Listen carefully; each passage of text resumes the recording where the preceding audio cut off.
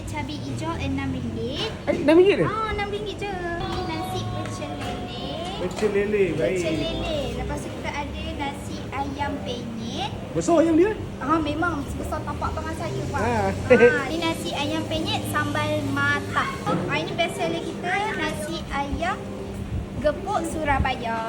Oh, dia semua dapat sayur kobis dengan tempe Betul. Ni semua dapat kobis dengan tempe. Tapi yang ini kobis kena add on lah kalau nak goreng. Kita ada kobis biasa juga. Dan ini pula kita punya nasi yang paling best ada juga, nasi ayam penyet cabai hijau RM6. Dalam sambal matah ni kita ada bawang, kita ada cili, kita ada serai dengan daun limau purut. Okey bang, ini pula kita punya sambal penyet. Sambal penyet macam biasalah sambal belacan. Dia ada belacan dekat dalam ni. Tapi nasi ayam penyet cabai hijau RM6. RM6 dah? RM6 je. Ni kita punya nasi ayam penyet sambal matah RM10.9. Nasi ayam penyet RM11.90. Baik. Nasi pecel lele RM12.90. Ini best seller kita, nasi ayam gepuk Surabaya. Baik. RM12.90. RM12.90. Kita letak dulu kicap.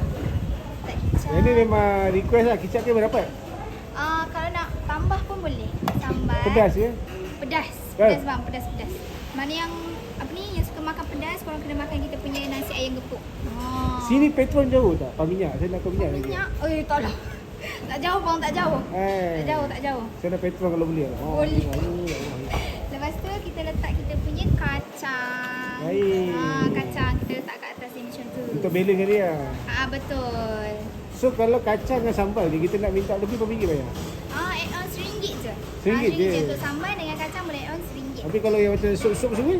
Yang susu tu semua free. Nak tambah boleh, bagi tahu je, nanti kita akan tambahkan untuk korang. Kedai kita buka daripada pukul 7 sampai pukul 12 malam. Untuk menu ni?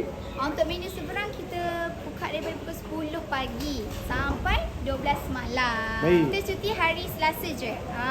So dari Isnin sampai hari Ahad kita buka, kecuali hari Selasa kita cuti. Saya makan tu Boleh bang. Wah. Selamat berjaya Nice, terima kasih.